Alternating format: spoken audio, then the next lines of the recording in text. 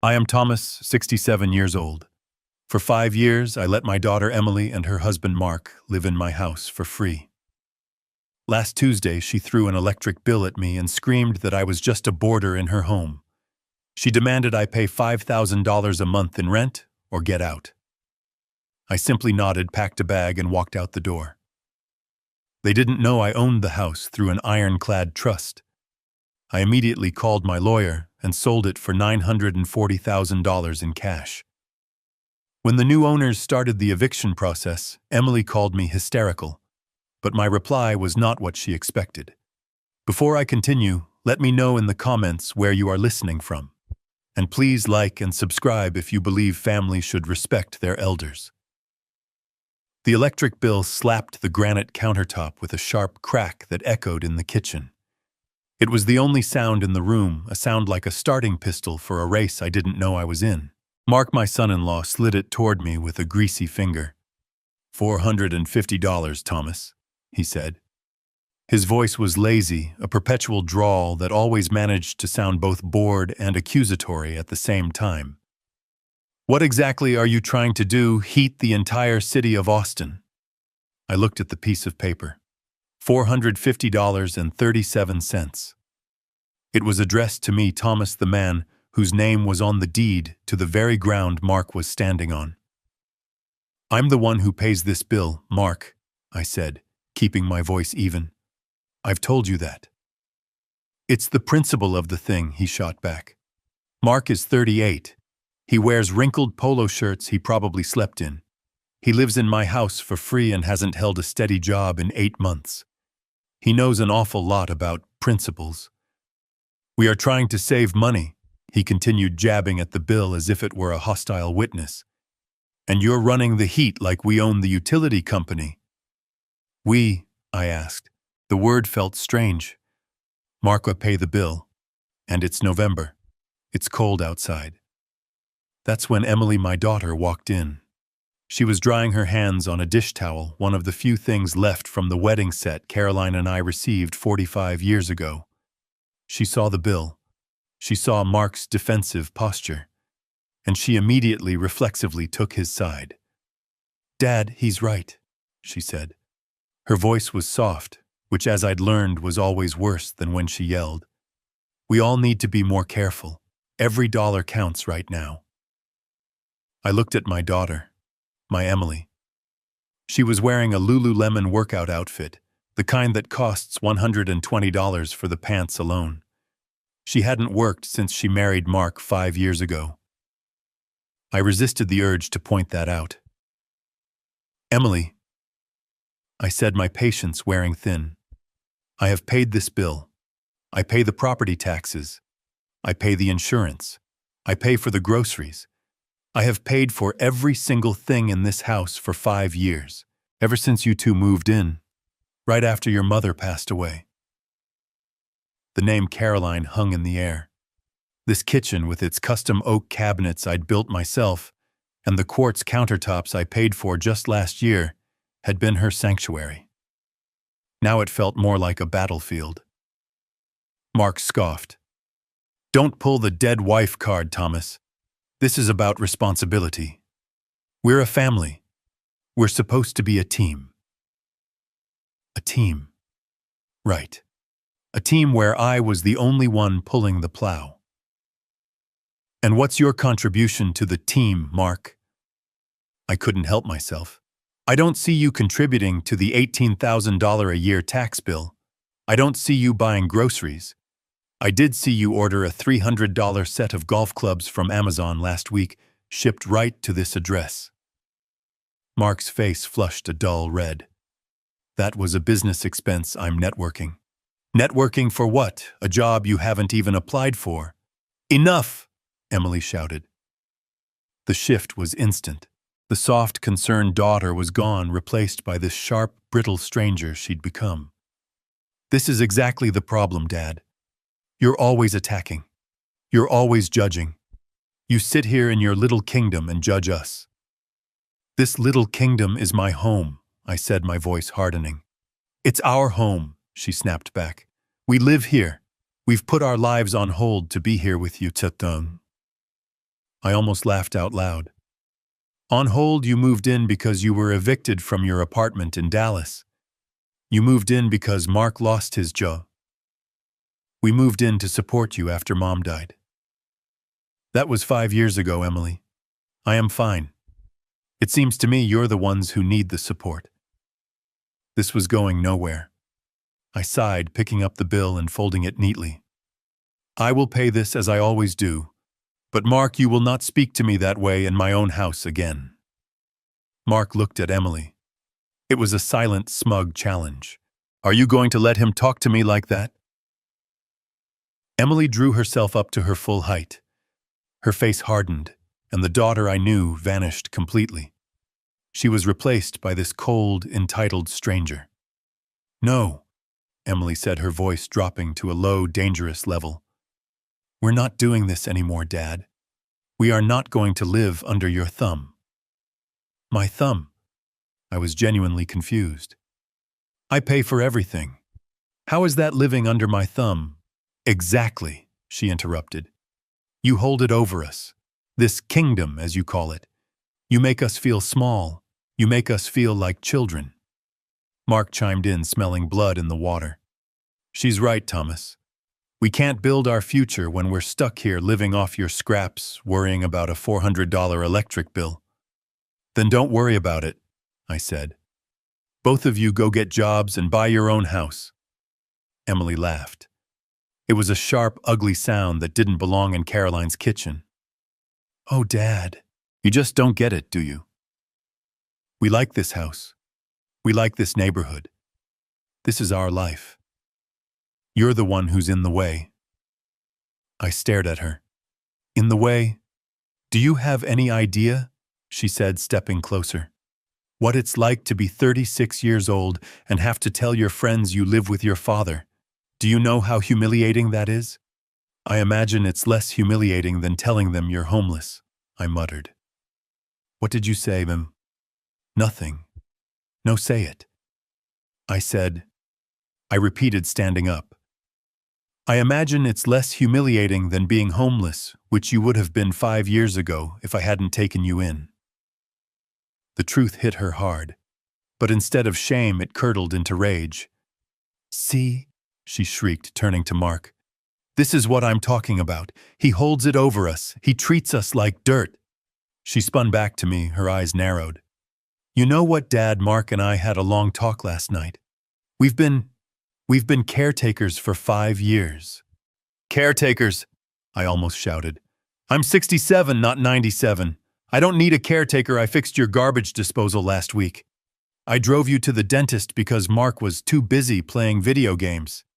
It's emotional labor, Dad, she yelled. The stress of worrying about you, the burden of knowing you're just in the next room listening, judging. We are wasting the best years of our lives, the years we should be building our family, stuck here babysitting a bitter old man. A bitter old man, I repeated. The words felt like gravel in my mouth. Yes, and it's over, she said, crossing her arms. We've made a decision. Things are going to change. For real this time. Mark stood beside her, a triumphant smirk on his face. This was clearly his idea, but Emily was the executioner. All right, I said, sitting back down. What change are you proposing? You want me to stop fixing the plumbing? No, Emily said. We want you to start contributing. Really contributing. I contribute everything. You contribute to the house, Mark interjected. You don't contribute to us, to the stress, to the time, to having to put up with you. A cold dread crept up my spine. What are you talking about, Mark? Emily delivered the final blow. We've looked at the market rates for a room in this zip code, plus utilities, plus compensation for our care. She paused, savoring the moment. We've decided that $5,000 a month is a fair price for you to continue living here. The air was sucked from my lungs. $5,000 a month. That's right, Mark said, nodding. To live in my own house. It's not your house anymore, Emily said, her voice flat, devoid of all emotion. Not really. A house belongs to the people who live in it, who make it a home. That's us. You're just here. I looked at the oak cabinets I had sanded and stained by hand. I looked at the tile floor Caroline and I had laid on our knees one hot July. This house, I whispered, is in my name. I paid off the mortgage in 2005. It is my house. Emily laughed that ugly laugh again. That's just a piece of paper. That's old person thinking. This is our world now, Dad. And in our world, you pay your way. And if I refuse, I asked, my voice barely audible, if I don't pay your $5,000 extortion fee. The look on Emily's face, my daughter's face, became a mask of cold, absolute indifference. She leaned in close enough for me to see the gold flecks in her eyes, just like her mother's. Then you get out. What? You heard me. Pay the rent or get out. We are not supporting you anymore. You have until the 1st of the month. That's 10 days. Find the money or find a new place to live. Mark was grinning, a truly disgusting sight. Emily stood tall, proud of herself, as if she'd just closed a major business deal. And I just stared at her. I stared at the stranger wearing my daughter's face. I saw the $1,500 iPhone in her hand. I saw the $2,000 diamond necklace Mark had surprised her with last Christmas, a necklace I had paid for when I'd given Mark $2,500 for a car repair emergency that never happened. I had financed my own execution. I didn't yell. I didn't beg. I didn't list the thousands of dollars I'd spent, the sacrifices I'd made. What was the point? They knew. They just didn't care. My heart, which I thought had broken when Caroline died, just found a new way to shatter. I stood up from the kitchen table. I looked at the half-eaten dinner I had cooked for them. I understand, I said. My voice was perfectly flat. Emily's triumphant smile faltered. She had expected a fight. She had expected tears, begging arguments. She had prepared for a storm. She was not prepared for calm. You understand, she stammered. Yes, I said. I understand completely. Pay or get out. You've made your position clear. I turned and walked out of the kitchen. I went to my bedroom, the master bedroom Caroline and I had shared, the one room they hadn't dared to claim. Yet. I closed the door. I heard the lock click into place. I sat on the edge of the bed in the silence. I could hear their voices in the kitchen, lowered to whispers now. Well, that was easy, I heard Mark murmur. Emily let out a nervous giggle. See, I told you. He's just a lonely old man. He has nowhere else to go. He'll pay. I looked at the photograph of Carolyn on my nightstand. Well, sweetheart, I whispered to her. You were right. You always said Emily married a leech. You just never knew she was one too. I picked up my phone. It was time to call Henderson. He'll pay, Emily had said. Oh yes, they were all about to pay. I sat on the edge of the bed. The click of the lock still echoed in the room. Pay or get out. And the words repeated in my head, a stupid, vicious little rhythm. Pay or get out. My daughter, my Emily, had just threatened to make her 67-year-old father homeless. The father who had paid for her college, her wedding, and the roof over her head for the last 5 years. I could hear them on the other side of the door. The whispers, the relief. I distinctly heard Mark say, well, that was easier than I thought. Emily's nervous giggle. See, I told you. He's just a lonely old man. He has nowhere else to go. He'll pay. A lonely old man. Maybe I was. I reached for the silver frame on my nightstand. Caroline. She smiled back at me, frozen in time from our trip to the Grand Canyon in 1998. Her eyes were bright, full of life, full of the mischief I adored. Oh, Caroline, I whispered to the glass. You wouldn't believe this. You wouldn't believe what she's become. Caroline had been the smart one, the planner, I was the builder, the one who worked with his hands. She was the strategist, the one who saw 3 moves ahead in any game. She's got Mark's ambition, Caroline used to say about Emily. I just pray she doesn't get his morals. It seemed her prayers hadn't been answered. This was our room, our room. I had carried Caroline over this threshold in 1985. Emily was born when we lived in that first tiny apartment, but she grew up in this house. This was the room I had sat in holding Caroline's hand as she took her last breath 5 years and 3 months ago. And now that same daughter was demanding $5,000 for the privilege of sleeping in this bed. He has nowhere else to go, Emily had said. That's where she was wrong. That's where they were both so catastrophically, beautifully wrong. They saw me as old. They saw me as weak. They saw me as simple. What they didn't see was Caroline's foresight. I stood up and walked to the closet. Behind my old work boots and a box of Caroline's shoes I still couldn't bear to throw away, there was a small black safe set into the wall. I spun the dial. 10. 22. 75. Our anniversary. The tumblers clicked. Inside, beneath my old service medals and Caroline's pearls, was a thick, leather-bound folder. I pulled it out and sat on the bed. The Caroline Vance Thomas Irrevocable Trust. Caroline was a legal secretary for 30 years before she retired. She saw things. She saw families tear each other apart over wills. She saw greedy children try to declare their parents incompetent. 10 years ago, when the doctors first mentioned the word cancer, she didn't cry. She got organized. Thomas, whoa, she had said, sitting right here in this kitchen, we have to protect ourselves, not from strangers, from family. At the time, I thought she was being paranoid. Emily was in college. She was sweet. She was our little girl. But I trusted my wife. I would have trusted Caroline with my life, and in the end, I did. We went to see a top-tier estate lawyer, not some local guy, but a shark from downtown Austin. We spent 6 months and thousands of dollars restructuring everything. We didn't just write a will. We created a fortress. We took this house, the house I built, the house I paid off in 2005, and we transferred the deed. We moved it out of my name. We moved it out of her name. We placed it permanently and legally into the trust. I am not the owner of this house. Not anymore. I am the sole lifetime trustee. I am the manager. I am the one in control. The house belongs to the trust. And who is the beneficiary of that trust? Our other child. Our son Leo in Chicago.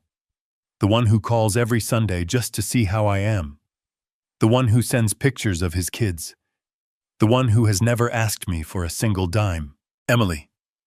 She was left a generous cash sum in our will, but she has absolutely zero claim on this property. None.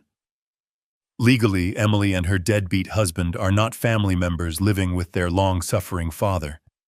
They are tenants at will, guests, squatters with an invitation that just expired. A cold, sharp clarity washed over me, pushing the pain down. Pay or get out, she had demanded. She had just given me, the landlord, an ultimatum.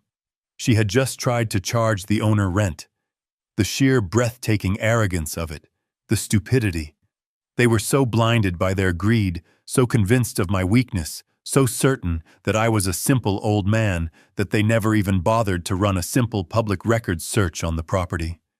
They just assumed it was all theirs for the taking. I looked at Caroline's picture again. "You did it, sweetheart," I said. A small cold smile touched my lips for the first time in days. "You saved me, even now." Emily thought I had nowhere to go. I could go anywhere. I have my pension. I have my savings. And I have the full, unrestricted legal authority of this trust backing me. She thought she was giving me 10 days to find $5,000. She had no idea she just gave herself 10 days to find a new life. I stood up. The shock was gone. The grief for my daughter was still there, but it was now packed in ice. All that was left was clarity. I picked up my phone. It wasn't time to call my son Leo. Not yet. It was time to call my lawyer. I sat on the edge of the bed for a long time. The leather of the folder was cool against my fingers. Outside the door, the whispering had stopped. I heard the clink of glasses. Laughter. They were celebrating. They had just successfully shaken down a 67-year-old widower for $5,000 a month, and they were celebrating. "He'll pay," Emily had said. I picked up my phone. My hands were perfectly steady. I scrolled past Emily and Leo to the letter H, Henderson. The phone rang twice before he picked up. His voice was exactly as I remembered it from 10 years ago in that high-rise office, calm, precise, and expensive. "Henderson Legal. This is Mr. Henderson speaking." "Henderson," I said, my voice quiet. "It's Thomas Vance." There was a pause. He was pulling up my file. "Thomas, it's been a long time. I trust you're well given the circumstances of our last meeting." "I'm fine, Henderson. But I'm calling about the trust, Caroline's trust." "Of course," he said. "Is there an issue with the distributions for Leo?" "No," I said. "It's time. I want you to sell the Austin house." The silence on the other end of the line was heavy. I could picture him in his corner office, adjusting his gold-rimmed glasses, looking out over the city. "Thomas? Sell the house. What's happened? You know the terms of the trust are clear. You have lifetime rights to reside, but selling it, that's a major liquidation." "I am aware of the terms, Henderson. I am the trustee, and I am instructing you to sell the asset." "Okay," he said slowly, shifting into his professional legal mode. "But Thomas, you have to understand, we can't just sell it. Your daughter and her husband are living there. They have established residency. They are, for all intents and purposes, tenants, even without a written lease. Under Texas law, we have to give them a formal written 30-day notice to vacate. They can, and likely will, contest it. They can claim hardship. They can drag this out in the courts for months, maybe a year. And no one will buy $1 million property with hostile occupants." I listened patiently. He was a good lawyer. He saw all the logical problems. But he didn't have the emotional component. "They won't be a problem," I said. "Thomas, you're not listening. They are the problem. You can't just kick your daughter out." "Henderson," I interrupted, and my voice was no longer that of a client, but of a manager. "An hour ago, my daughter informed me that I am, in her words, just a boarder in this house. She then gave me an ultimatum. Pay $5,000 a month in rent by the first of the month or get out. Her exact words were, pay or get out." The lawyer was silent. I had finally, after 10 years, managed to surprise him. What? She just tried to extort her landlord, Henderson. She just gave the trustee of the property notice to vacate." "My God, Thomas, I'm sorry." "Don't be," I said. "This clarifies things. But you're right. I can't wait months. I don't want to fight them in court. I don't want open houses. I don't want a for sale sign on the lawn. I want this done fast, and I want it done clean." "What are you proposing?" he asked. "I'm not selling it on the market," I said. "I'm not dealing with staging and repairs and waiting for the right buyer. I want you to call an iBuyer, an investment firm. Austin Property Ventures, open door. Zillow offers. I don't care who. I want a cash offer as is sight unseen. I want it closed in 7 days." "Thomas," Henderson protested, "you'll take a massive hit. They'll offer you 15, maybe 20% below market value just for the convenience.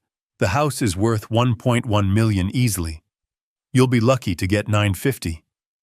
$940,000, I said. "What?" "I'll take $940. I don't care about the money, Henderson. I care about the principle, as Mark would say. I want this asset liquidated. I want it out of my hands. I want them gone. Can you do it?" I heard him sigh, the sound of a man who was about to make a lot of money on a very sad case. A cash offer as is closing in 7 days. Yes, Thomas. I can do that. I'll make the calls first thing in the morning. Good, I said. Send all the paperwork to my new address. New address. I was already pulling my old suitcase from the top of the closet. That's right. As of tonight, I'm honoring my daughter's request. I'm getting out. At 5:30 in the morning, the house was dark and silent. I had not slept. I packed one suitcase. A few good shirts, my toiletries, the leather folder with the trust documents, and the framed photo of Caroline. Everything else could stay. I walked through the house one last time. The kitchen was clean. I'd washed my own plate. I went to the small desk by the window where I paid my bills. I found a notepad. I wrote Emily and Mark, I need a few days to think about your request. I'll be at a friend's house, chum. Dad. I left it on the kitchen counter right where the electric bill had been. I let myself out the front door, the same door I had carried my daughter through when she was a baby, wrapped in a pink blanket. I didn't look back. The taxi I had ordered was waiting at the corner. Where to, sir? The driver asked. The Four Seasons, downtown. The driver raised an eyebrow in the rearview mirror looking at my simple suitcase and my old man jacket, but he nodded and pulled into the pre-dawn traffic. By 6:15, I was checking into a $300 a night room overlooking Lady Bird Lake. The concierge was polite. The room was quiet. I ordered coffee and oatmeal from room service, and for the first time in 5 years, I felt a strange, cold peace. I was no longer a caretaker. I was no longer a burden. I was just a man in a hotel room about to become very, very rich. I let a day pass. I knew the note would satisfy them. They would think I was weak, scared, trying to figure out how to scrape together their extortion money. They would feel powerful. They would feel in control. That was fine. Let them have their moment. My phone buzzed. A text from Emily. Dad, where are you? Call me. I ignored it. Another text. Dad, this isn't funny. We're worried. I ignored that too. I was busy. I was on the phone with Henderson. Henderson, I said, looking out at the kayakers on the lake below. I need one more thing. I need to know why. This isn't just greed. This is desperation. I heard it in their voices. They're trying to con me out of my house and they're scared. I was already looking into it, Henderson said. He was a good lawyer. I have a private investigator on retainer. He's very discreet. Give me 48 hours. 48 hours. The exact amount of time it would take for the cash offers on the house to start rolling in. The next day I turned my phone off. I went for a walk around the lake. I visited the Blanton Museum of Art. I ate a 12-ounce steak at a restaurant Caroline and I used to love for our anniversaries. I was a ghost in my own city, invisible. I was just what Emily and Mark thought. I was an old man with nowhere to go. But I was an old man with a plan. On Thursday afternoon, Henderson called the hotel room's landline. I picked up. Thomas, I have the report from the investigator. And it's bad. It's worse than you thought. I sat down. Tell me. His voice was grim. Mark wasn't laid off from his tech job 8 months ago. He was fired. For cause. What cause? The investigator is calling it financial irregularities. My source says it's embezzlement. $50,000. The company hasn't filed criminal charges yet. They gave him a deadline to pay it back. That deadline, Thomas, is the end of this month. 50,000. The exact amount of Mark's networking golf clubs and Emily's new diamond necklace multiplied by 10. So they're broke, I said. Worse than broke. They're drowning. The investigator ran their credit. They are $210,000 in debt. Maxed out credit cards. 2 luxury car loans on cars they can't possibly afford. They've missed 3 payments on Emily's BMW. They're living on fumes and borrowed time. It all snapped into focus. The desperation, the aggression, the ultimatum. They weren't just trying to get rent from me, I said, the realization hitting me like a physical blow. No, Henderson said. The $5,000 rent was just the stick. They had a carrot. What carrot? Emily called my office yesterday pretending to be a concerned daughter. She was asking hypothetical questions. She wanted to know what kind of documents a father would need to sign to let his daughter help him manage his assets. She was asking about adding her name to the deed. I closed my eyes. They were trying to get me to sign papers, I whispered. They were going to get you to sign a quitclaim deed or a power of attorney. They would have used that to take out a fraudulent mortgage on your house, pay off the embezzlement before Mark gets arrested, and pay off their credit cards. They would have bled the house dry and left you with the debt. My own daughter, my Emily, she wasn't just trying to extort me. She was trying to frame me. She was trying to steal my entire life to save her worthless husband from prison. Thank you, Henderson, I said. My voice was calm. The ice in my veins was spreading. That's all I needed to know. Thomas, he said, a rare note of concern in his voice. We have the offer. $940,000, cash, from Austin Property Ventures. They can close in 5 days. Are you sure you want to do this? I looked at the phone. I thought of Caroline. I thought of the $210,000. I thought of the $50,000 Mark stole. Do it, Henderson, I said. Sell it. Sell it all. I sat on the edge of the bed for a long time. My house was silent again. The triumphant whispers from the kitchen had faded. I heard the scrape of chairs, the sound of the television turning on in the living room. They were settling in for the night, comfortable and victorious, having just put their lonely old man in his place. My hands were perfectly steady. The shock was gone. The pain was still there, a cold, heavy stone where my heart used to be, but it was no longer grief. It was fuel. I picked up my phone. My thumb hovered over Emily's name. I thought about calling her, about trying one last time to appeal to the daughter I had raised. But what was the point? The person who had given me that ultimatum was not my daughter. She was a stranger. I scrolled past Emily. I scrolled past my son Leo. My finger stopped on H. Henderson. I pressed the call button. I listened to the rings crisp and digital in the silence of the room. He picked up on the third ring exactly as he always did. Henderson Legal. This is Mr. Henderson speaking. His voice was the same as it was 10 years ago in that high-rise office, precise, cold, and expensive. Henderson, I said. My voice was quiet, but it didn't tremble. It's Thomas. Thomas Vance. There was a half-second pause as his mind, sharp as a steel trap, pulled up my file from its archives. Thomas, it has been a long time. I trust you are well given the circumstances of our last meeting. The circumstances were Caroline's funeral and the final execution of her will. I'm as well as can be, Henderson. I'm calling about the trust, Caroline's trust. Of course, he said, all business. Is there an issue with the distributions for Leo? I understood everything was proceeding smoothly. Leo is fine, I said. This is about the primary asset. It's time. I want you to sell the Austin house. The silence on the other end of the line was profound. I had finally, after a decade of predictable stability, managed to surprise him. I could picture him in his dark wood-paneled office, leaning back in his leather chair, adjusting his gold-rimmed glasses as he looked out over the Austin skyline.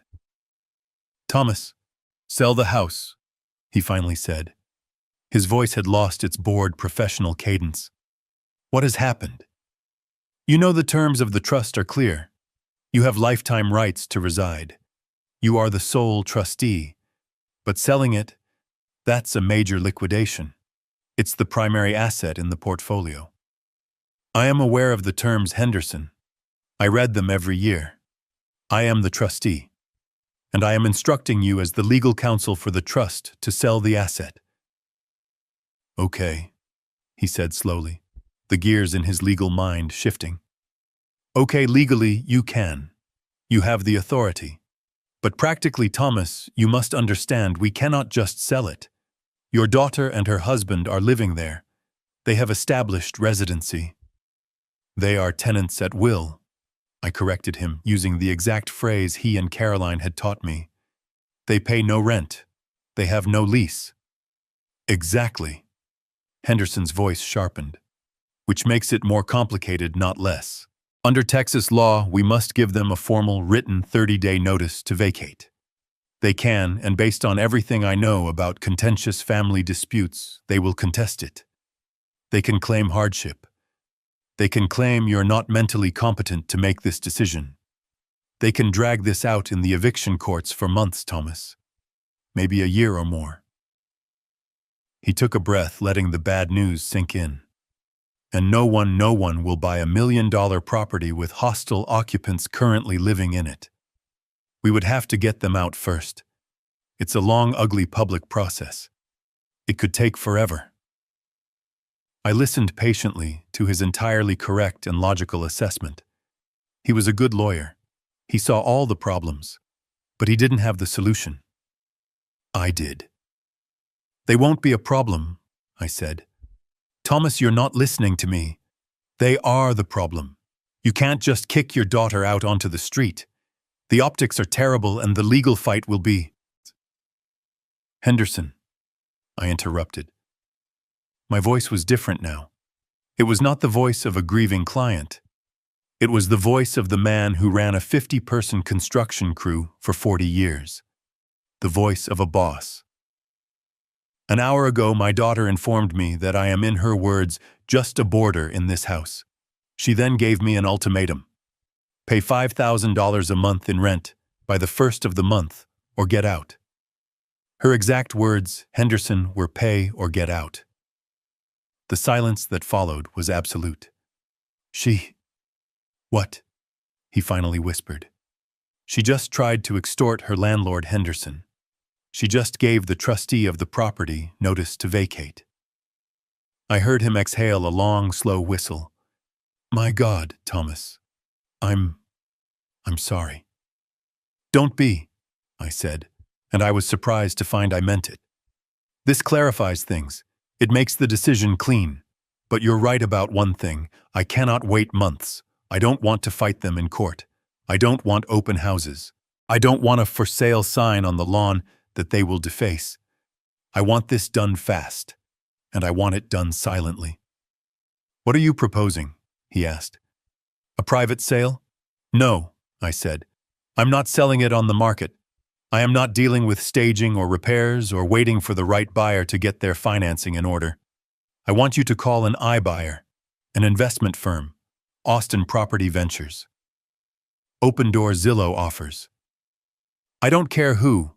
I want a cash offer as is sight unseen. I want it closed in 7 days." Henderson actually sputtered. "Thomas, that's insane. You'll take a massive hit. They'll offer you 15, maybe 20% below market value just for the convenience. The house is worth $1.1 million easily. You'll be lucky to get $950. You're throwing away over $150,000. $940,000, I said. "What? I will take $940. I will not take a penny less, but I will take that. I don't care about the money, Henderson. I care about the principle, as my son-in-law is so fond of saying. I want this asset liquidated. I want it out of my hands. I want them out of my house. Can you do it?" There was another long pause. I heard the faint click of his mouse. He was already looking up the firms. "A cash offer as is closing in 7 days contingent on vacant possession, which the new owners will handle," he mused, thinking aloud. "It's clean, it's brutal, and it's fast. Yes, Thomas, I can do that.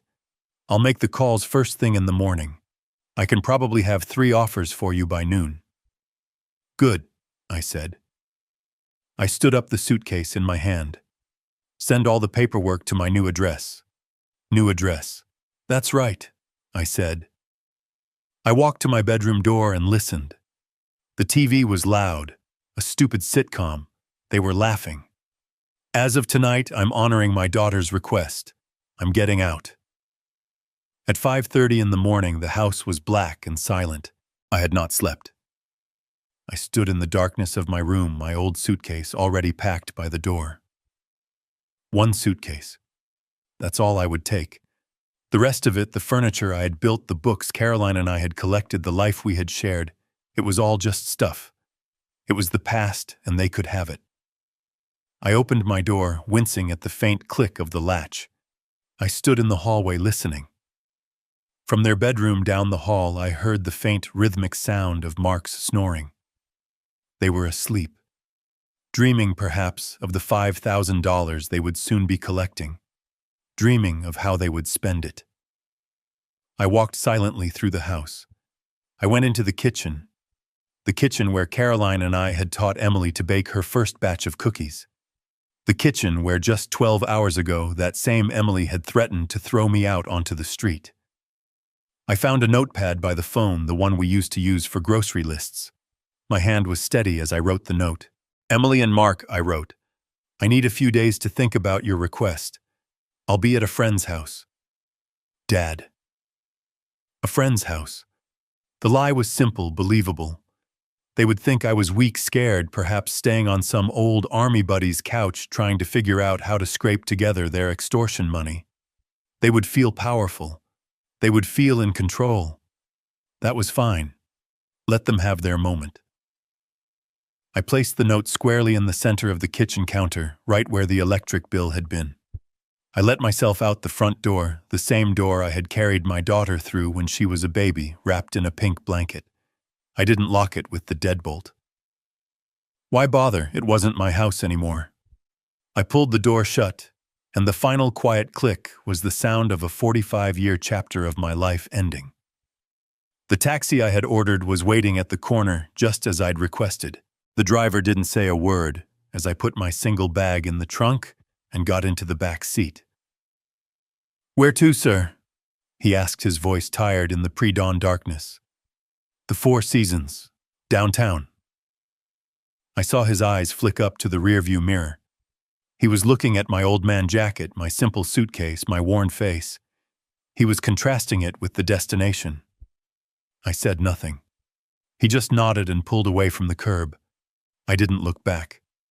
At 6:15, the lobby of the Four Seasons was quiet, smelling of expensive lilies and old money. The concierge, a young woman in a sharp suit, smiled politely. "Checking in, sir." I walked up to the marble desk. "Yes, the name is Thomas Vance. I have a reservation." She typed.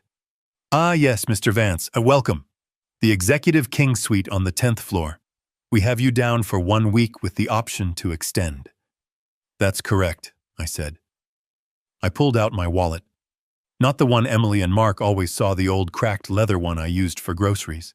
This was a different one. I handed her a simple, heavy black credit card. She took it, and I saw her professionalism flicker for just a second. She recognized it. Her smile became warmer, more genuine. "Of course, Mr. Vance. We will have a bellman take your bag." "No, thank you," I said. "I can manage it." The room was perfect, quiet, impersonal. It had a sweeping view of Lady Bird Lake as the sun began to turn the sky a pale, bruised purple. This room cost more per night than the first apartment Caroline and I ever rented. I ordered coffee and oatmeal from room service. I sat by the window watching the kayakers already slicing through the water below. And for the first time in 5 years since Caroline had been gone, I felt a strange, cold peace. I was no longer a caretaker. I was no longer a burden. I was just a man in a very expensive hotel room about to liquidate an asset. I let a day pass. I knew the note would satisfy them. My phone buzzed around noon on that first day. A text from Emily. "Dad, where are you?" "Call me." I ignored it. An hour later. "Dad, this isn't funny. We're worried about you." I almost laughed. Worried. They were worried I was finding a backbone. They were worried I was finding a way out of paying them. I ignored that too. I was busy. I was on the phone with Henderson. The offers are in, he said, his voice all business. Silo offered $890. Open Door came in at $910. But Austin Property Ventures came in strong. $940,000. Cash. They can close in 5 days. Take it, I said. Done, he replied. I'll have the digital paperwork sent to your hotel email immediately. But Thomas, there's something else. You asked me to find out why. You said it was desperation. You were right. I held the phone tighter. Tell me. I put my private investigator on it. He's very discreet, very fast. He pulled their credit reports, or what's left of them. Thomas, they are $210,000 in debt. I closed my eyes. 200 maxed out credit cards, 2 luxury car loans on vehicles they couldn't possibly afford. Emily's BMW, Mark's leased truck. They've missed 3 payments on her car. It's about to be repossessed. They're living on fumes and borrowed time. They've been taking out high-interest payday loans to cover the minimum payments on their credit cards. It's a house of cards that's about to collapse. It all snapped into focus. The desperation, the aggression, the ultimatum. They didn't just want $5,000. $5,000 was a drop in the bucket. They needed more than rent. I said, the realization hitting me like a physical blow. Exactly, Henderson said. The $5,000 rent was just the stick. They had a carrot. What carrot? My investigator found out that Emily called my office yesterday. She didn't talk to me, she talked to a junior associate. She was pretending to be a concerned daughter. She was asking hypothetical questions. My blood ran cold. What hypothetical questions?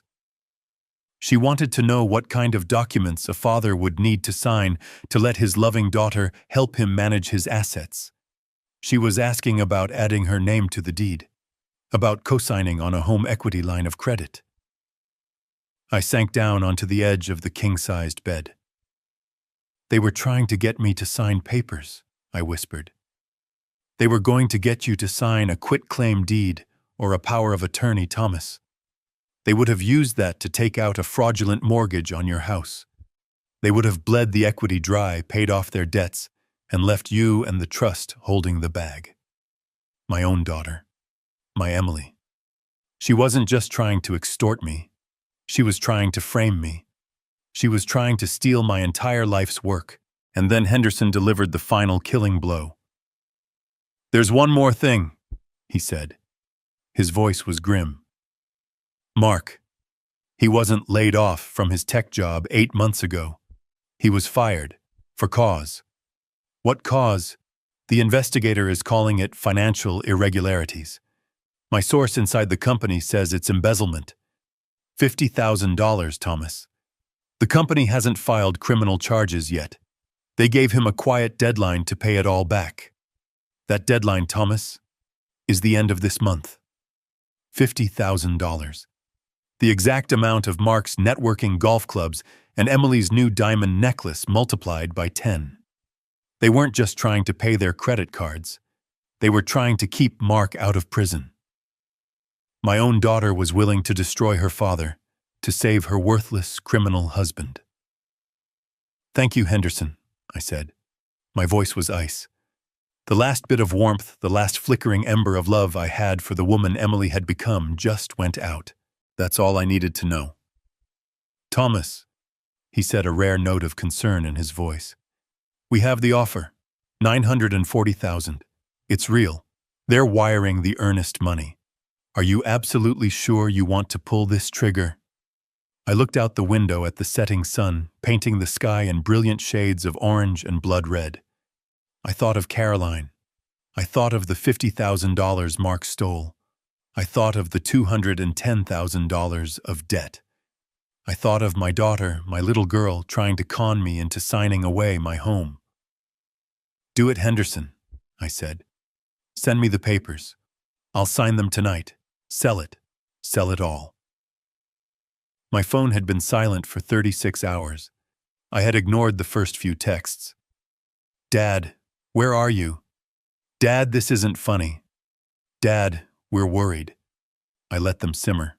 I let them sit in the house they thought they had just conquered, wondering where their new tenant, their new $5,000 a month income stream, had gone. I was in my suite at the Four Seasons eating a $9 croissant from room service, which was by my estimation about 900% better than the stale bread they kept in the kitchen. I was comfortable. I was patient. I knew they weren't really worried about me. They were worried about the money. The phone rang on Friday afternoon.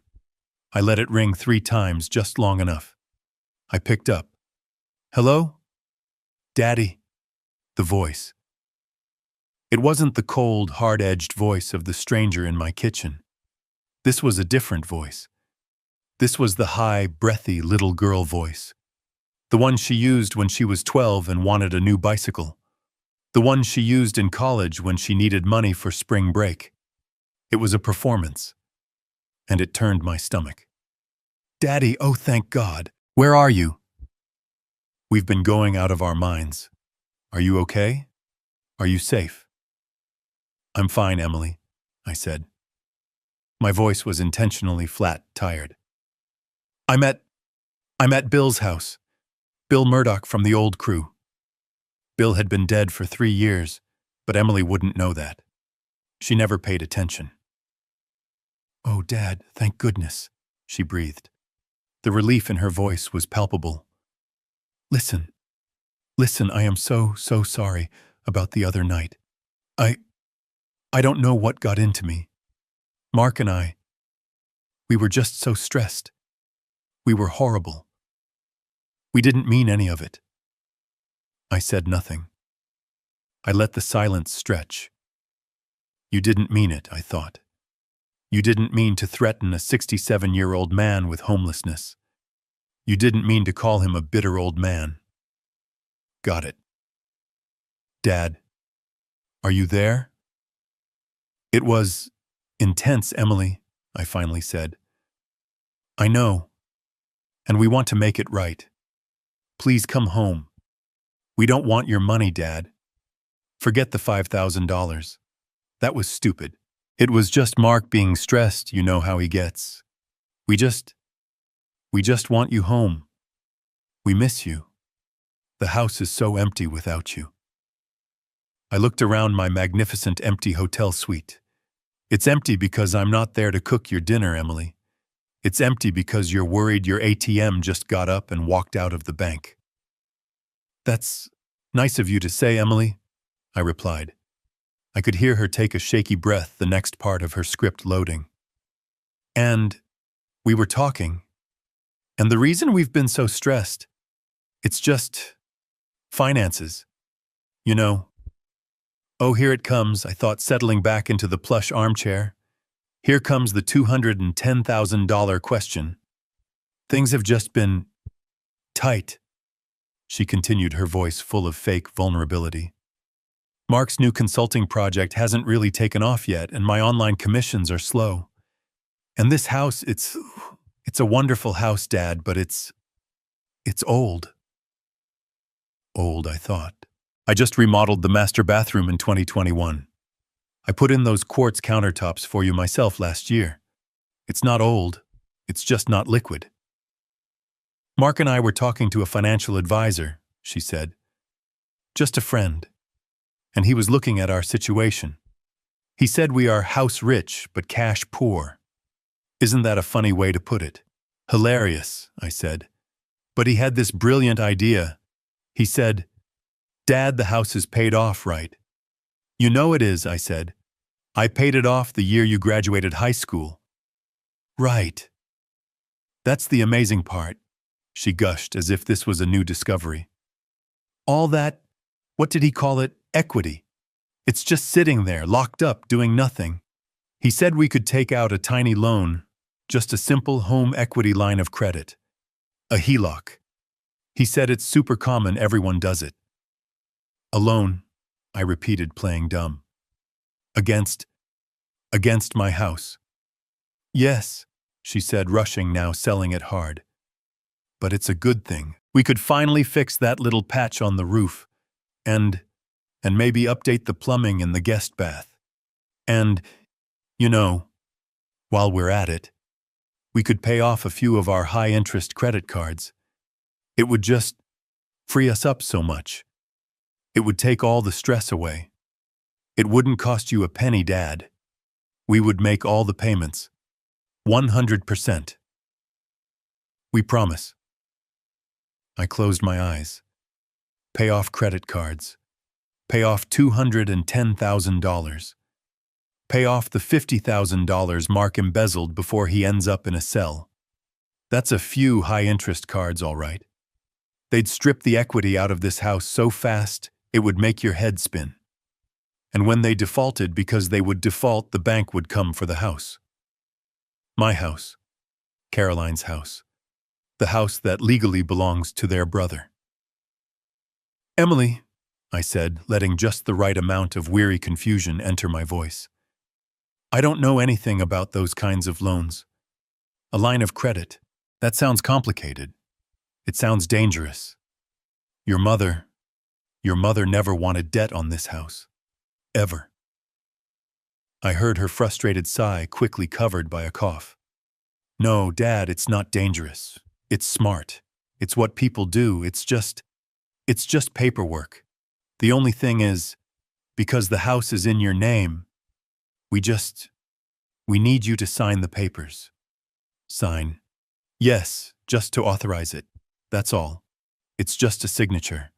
Mark and I would handle everything. All the payments, we promise. We could even go to the bank tomorrow. Can you come home tonight so we can go tomorrow? There it was. The desperation. The deadline for Mark's embezzlement must be getting close. They need this. They need my signature. This was the moment. I couldn't say no, or they'd panic and do something even more stupid. I couldn't say yes because I wasn't coming home. I had to buy time. Henderson needed 3 more days for the sale to close. Emily, honey, I said, letting my voice crack just a little. That's just a lot to think about. A new loan. Against the house. I'm still at Bill's. I'm still just processing. Everything you said. About the rent. About me. Getting out. My head is just spinning. I can't think about banks right now. I heard her exhale on the other end of the line. It was a sound of pure, unadulterated relief. He didn't say no. He's weak. He's confused. He's pliable. We got him. Oh, of course, Dad, she cooed. You're right. I'm so sorry. We're rushing you. You're right. You take your time. Take a few days. We completely understand. The sale of the house closes in 3 days, I thought. They don't have a few days. Just don't take too long, okay? She added, the anxiety creeping back in. The financial advisor. He said the low interest rates are only available for a limited time. And, Dad. Her voice dropped to a conspiratorial whisper. Mark is he's really struggling. We're both struggling. We really need this. Please. This was my cue. I let the silence stretch for 10 full seconds. I let her sweat. I'll think about it, Emily, I said finally. I promise, I need the weekend. I'll call you. I'll call you by Sunday. Okay, Dad, yes, Sunday is perfect, she said, victorious. Thank you. Thank you so much. You won't regret this. We love you. We love you so much. Goodbye, Emily, I said. I hung up the phone. I stared at it as if it were a snake. We love you so much. The words echoed in the silent, luxurious room. They were the biggest lie of all. I picked up the hotel phone and dialed Henderson's direct line. "She took the bait," I said, without even a hello. "They're trying to get me to sign a HELOC. They're desperate. How fast is that closing?" "The wire transfer for the earnest money just came through from Austin Property Ventures," Henderson replied, his voice calm. "I'm sending the final documents to your hotel by courier right now. You sign them, he signs them. The deal will be officially closed and filed with the county by 9 a.m. Monday." Monday. Emily was expecting a call on Sunday. They were going to have a very, very bad start to their week. My phone call with Emily on Friday morning had been the final piece of the puzzle. I now understood their desperation. Mark's deadline to repay the $50,000 he embezzled was looming. My signature on a fraudulent loan was their only way out. They weren't just greedy. They were cornered animals. And cornered animals are stupid, but they are also dangerous. My promise to call them on Sunday gave them what they craved most: hope. It gave them a timeline. It made them feel like their plan was working. It would keep them quiet for the weekend. It was all the time I needed. The hotel landline rang at precisely 2 p.m., just as Henderson had promised. I had spent the day in the hotel's quiet business center, not on a computer, but on the phone, transferring portions of my personal savings into different, more secure accounts, just in case. I picked up the receiver. "Thomas Vance?" "Thomas, it's Henderson. I made the calls.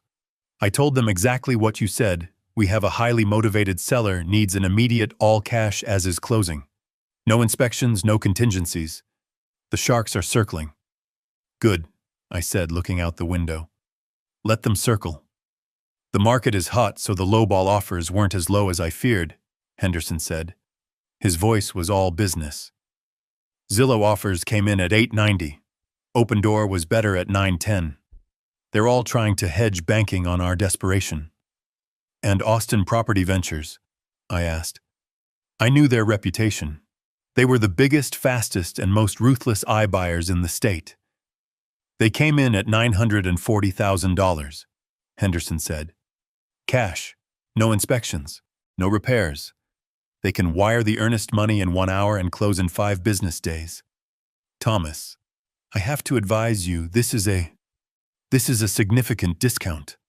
The house, even with the occupants, is worth $1.1 million.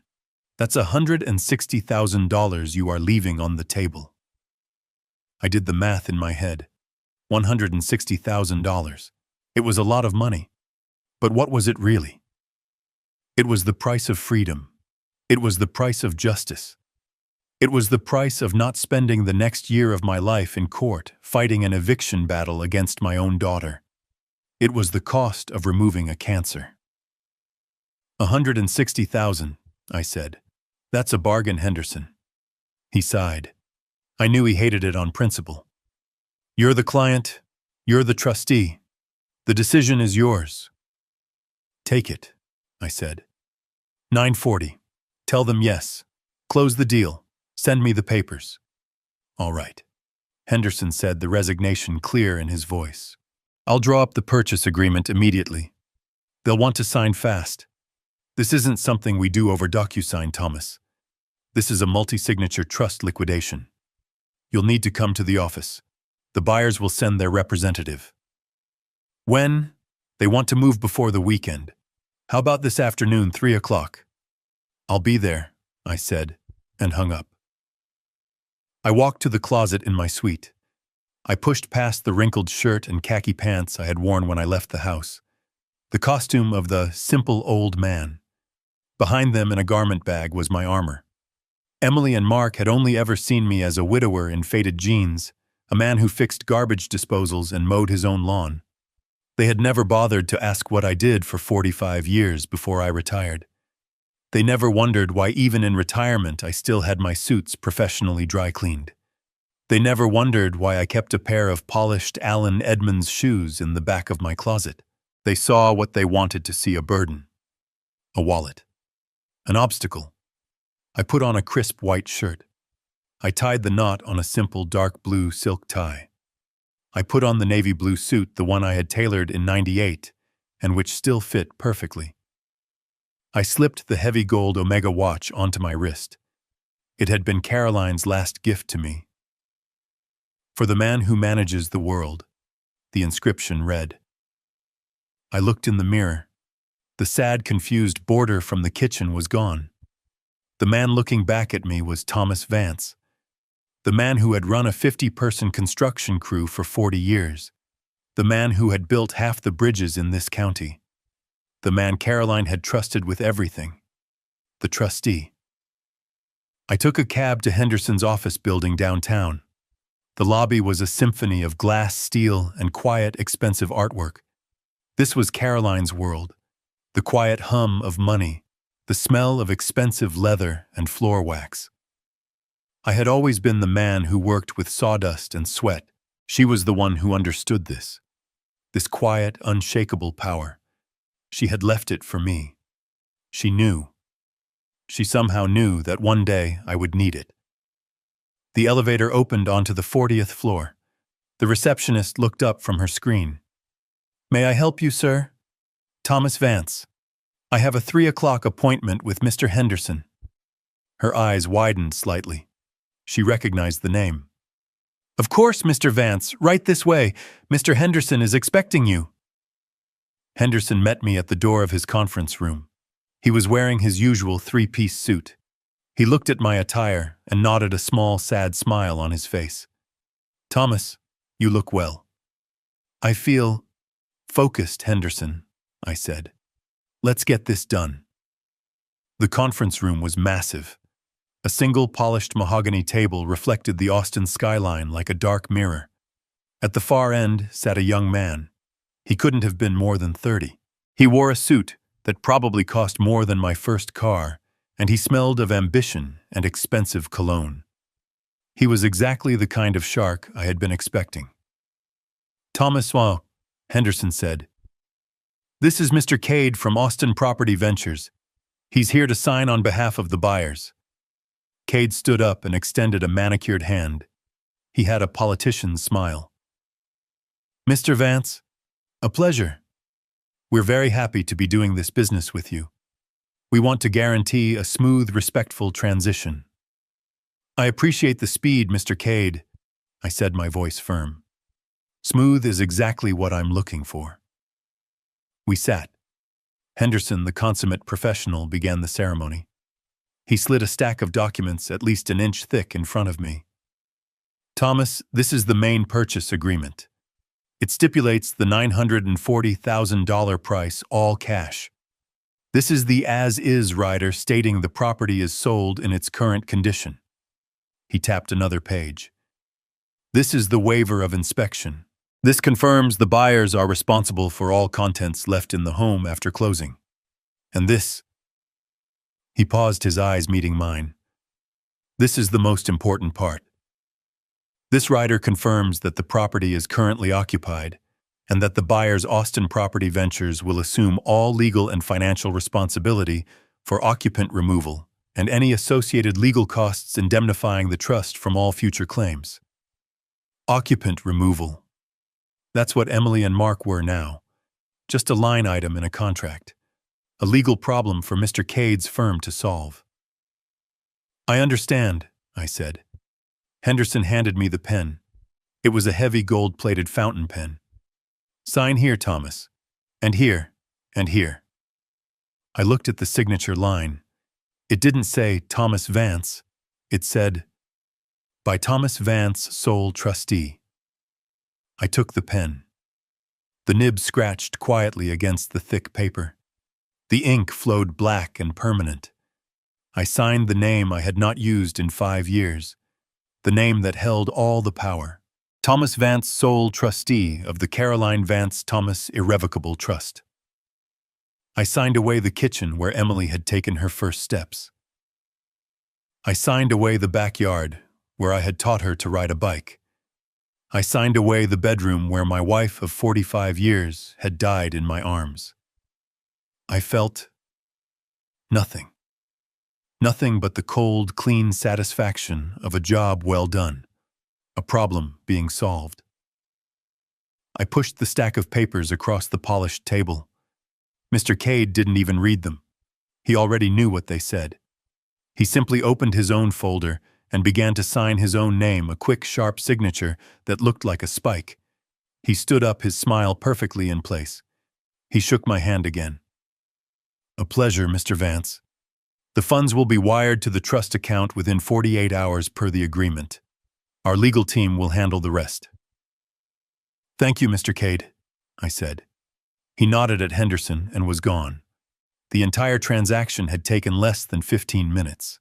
15 minutes to erase 40 years of my life. Henderson began gathering his copies, stacking them into neat piles. "It's finished, Thomas," he said. He looked at me, his eyes not unkind. "The house is no longer yours. It belongs to them. The wire transfer will complete the sale." "And the occupants?" I asked.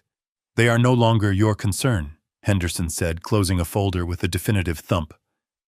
"They are Mr. Cade's concern. And I can assure you, Austin Property Ventures is not known for its sentimentality. They are not family. They will not listen to excuses about emotional labor or stress. They will be ruthlessly efficient." "Ruthlessly efficient," I repeated. "I like the sound of that." I stood up. I buttoned my suit jacket. "Thank you, Henderson. You've done exactly as I asked. Send the final confirmation to my hotel." "Thomas," he said, stopping me at the door, "what will you do now?" I thought about his question as I rode the silent wood-paneled elevator down 40 floors. What would I do? For the first time in 5 years, the answer wasn't wait. The answer wasn't survive. I stepped out of the building onto the busy Austin street. The sun was bright. The air was warm. I was a 67-year-old man without a house. I was a man with $940,000 in liquid cash that my children knew nothing about. And I was a man with a phone call to expect on Sunday from a daughter who had just lost everything and didn't even know it yet. I smiled. I spent that Friday in a state of strange, cold suspension. The ink on the closing documents I had signed at Henderson's office was dry. The decision was made. The wire transfer from Austin Property Ventures was in progress. I was back in my suite at the Four Seasons, a fortress of anonymity looking down at the city of Austin. I was a man who had just lit a very long fuse, and now I was simply waiting to hear it hiss. My cell phone, the one Emily knew, buzzed twice on the marble-topped desk. I didn't have to look. I knew it was her. The first text at 2 p.m. read, "Dad, are you okay? Just checking in. We love you." "We love you." The words were so cheap, so easy for her to type. They were a currency she spent thinking it would buy my signature, my house, my life's work. The second text, 3 hours later, was more urgent. "Dad, please call me. We really need to talk about the bank stuff for Sunday. Call me." I ignored it. Sunday. That was her deadline. The day she expected me to crawl back to the house defeated, confused, and ready to sign her fraudulent loan papers. She was looking forward to Sunday. She was probably already planning how they would spend the money, how they would celebrate keeping Mark out of prison. I was looking forward to Saturday. At exactly 5 p.m., as the Texas sun began to bleed across the horizon, the hotel landline rang. Not my cell phone. The hotel phone. That meant it was Henderson. I let it ring once, twice, a sharp, clean sound in the quiet room. I took a slow breath, smoothed the front of my shirt, and picked up the heavy receiver. "Thomas Vance." "Thomas, it's Henderson." His voice was different. It wasn't the voice of a lawyer advising a client full of cautions and what-ifs. It was the voice of a man reporting a completed task. "It's done," he said. I closed my eyes. Define done, Henderson. The wire transfer from Austin Property Ventures cleared the trust's bank account at 4:37 p.m. The title company filed the deed electronically with Travis County. As of this moment, you no longer own the house on Willow Creek Drive. It belongs to them. The deal is closed. It is final, and more importantly, it is irrevocable. Irrevocable. The same word Carolyn had insisted on for the trust all those years ago. It was poetic. Thank you, Henderson. You've done well. Wait. Thomas, there's more, he said. You wanted to know what happens next. You wanted to know about the occupant removal. I just got off the phone with Mr. Cade's legal team from Austin Property Ventures. And? I asked, walking to the window. And? Henderson said. I have to say I'm almost impressed by their efficiency. I used the word ruthless before. I was not exaggerating. He paused as if pulling up his notes. These investment companies don't like assets sitting idle. For them, every day the house isn't being renovated and prepped for resale is a day they're losing money to interest. They don't wait. They don't negotiate. This was exactly what I had paid for. The $160,000 I'd left on the table was a fee for speed, a fee for emotional detachment. What does that mean exactly? I asked, though I already knew. It means they are not waiting until Monday. They are not waiting for the business week. They are sending a process server to the house, tomorrow morning, Saturday, at 9 a.m. sharp. Tomorrow. My heart gave a single hard thump against my ribs. They are serving your daughter and son-in-law with a formal legal notice to vacate. I knew what that meant. I'd seen those notices on abandoned properties my crews had worked on. A bright glaring orange sticker slapped onto the front door. A public declaration of failure for the whole neighborhood to see. The very neighbors Emily was so desperate to impress. How long, cuss? I asked. How long does the notice give them? That's the beauty of the law, Thomas, Henderson said. The law you and Caroline set up. Emily and Mark are not on a lease. They have never paid rent. They are not formal tenants. They are tenants at will, guests. And in the state of Texas, the notice period for a tenant at will from a new owner who wishes to occupy is exactly 3 days. 3 days, 72 hours. They would get the notice at 9 a.m. on Saturday. They would have until 9 a.m. on Tuesday. And what happens on Tuesday? I asked, wanting to hear the words, wanting to make it real. At 9:01 a.m. on Tuesday, Henderson said, his voice a flat legal razor, Austin Property Ventures will have a Travis County constable and a locksmith on the premises. They will remove your daughter, your son-in-law, and their possessions from the property, by force if necessary, and they will change the locks. I was silent. I looked out the window. The sun was setting a deep, perfect, painful shade of Texas violet. The city lights were just beginning to glitter. Thomas, are you still there? I'm here, I said. 3 days. That's efficient. It's what you wanted, he said, not unkindly. The asset is liquidated. The funds are secure. The problem is being handled. Yes, I said. Yes, it is. I will send you the final closing statements by courier. The trust is now liquid. We should talk next week about reinvesting the capital. Perhaps some municipal bonds. Next week, Henderson, I said gently. Let's get through the weekend first. Of course, Thomas. Call me if you need anything. I will. And thank you. For everything. For honoring Caroline's wishes. I always do, he said, and hung up. I put the phone down. It was done. 9 a.m. tomorrow. In approximately 16 hours, Emily and Mark would be waking up. They'd be making their coffee. They'd be relaxed, secure in the knowledge that their lonely old man was off somewhere confused and weak, stewing in his juices, getting ready to cave on Sunday. They would be discussing the loan. They would be planning how to spend the $50,000 to keep Mark out of jail. They would be planning how to spend the other $200,000. They would be sitting in my kitchen at my table planning my financial ruin. And then the doorbell would ring.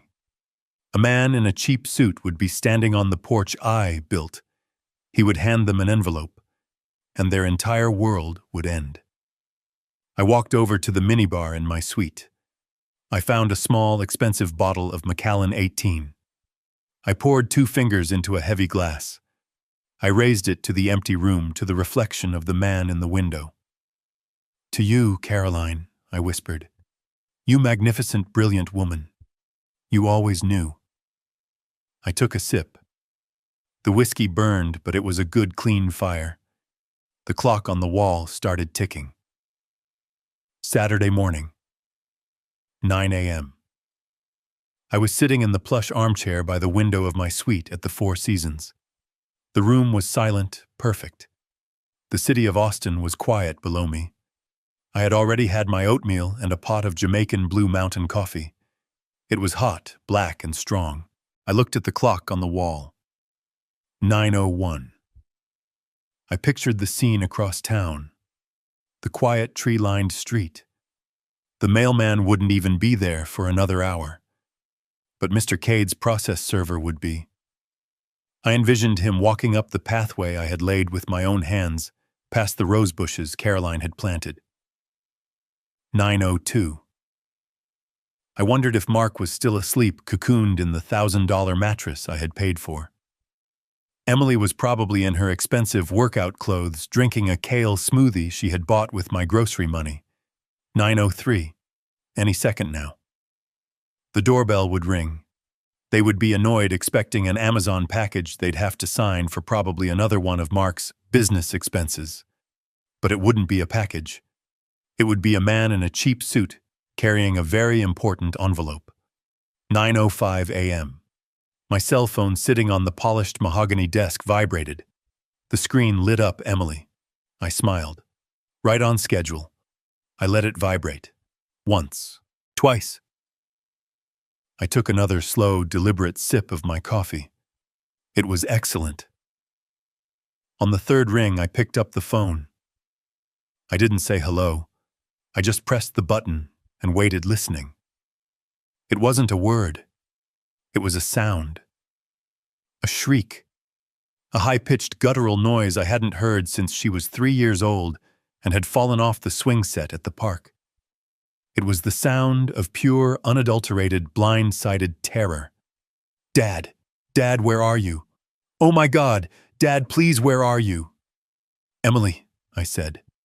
I injected the perfect amount of sleepy old man confusion into my voice. "Emily, what's wrong? What's happened? Are you okay?" "A man!" she screamed, her voice cracking. "A man was just here. He rang the bell and he stuck a paper on our door. He stuck it on the door, Dad." "A paper?" Emily, slow down. "I don't understand." "What, a flyer, a pizza menu?" I was playing the part she had cast for me, the confused, senile old man who just didn't get it. "No!" she shrieked. "Not a flyer! It's orange. It's a bright orange sticker and it's... Oh my God! Oh my God!" I heard her start to hyperventilate. I heard Mark yelling in the background, his voice muffled and thick with sleep. "What is it? What the hell is it?" Emily read it. "It says," she sobbed, completely losing control. "It says notice to vacate. It says we have to be out. It says Austin Property Ventures. Who is Austin Property Ventures? Dad, who are they?" "The new owners," I thought, taking another calm sip of coffee. "The new, ruthlessly efficient owners." I don't know, honey," I said, faking a stammer. "I've never heard of them. Are you sure? Maybe it's a mistake? Maybe it's for the neighbors." "It has our address on it, Dad. It says current occupants. It says the house was sold. It says we have 72 hours, Dad. Or they're calling the constable Dad." "What did you do?" There it was. The accusation. Not what happened. Not how can we fix this, but what did you do? The cognitive leap from we are in trouble to this is your fault was instantaneous. That was my daughter. Never responsible. Always a victim. "Emily, I don't know what you're talking about. I'm at Bill's house, I told you. How could I sell the house? That's crazy talk." I heard a violent sound, a fumbling, and then Mark's voice was in my ear, roaring. You old bastard, he bellowed. You did this. You think this is funny. You're trying to scare us because of the rent. Well, it's not funny. You call off your fake lawyers right now. You hear me? Fake lawyers, I asked. Mark, I don't have any lawyers. I'm just an old man. Remember, nowhere to go. No one to help me.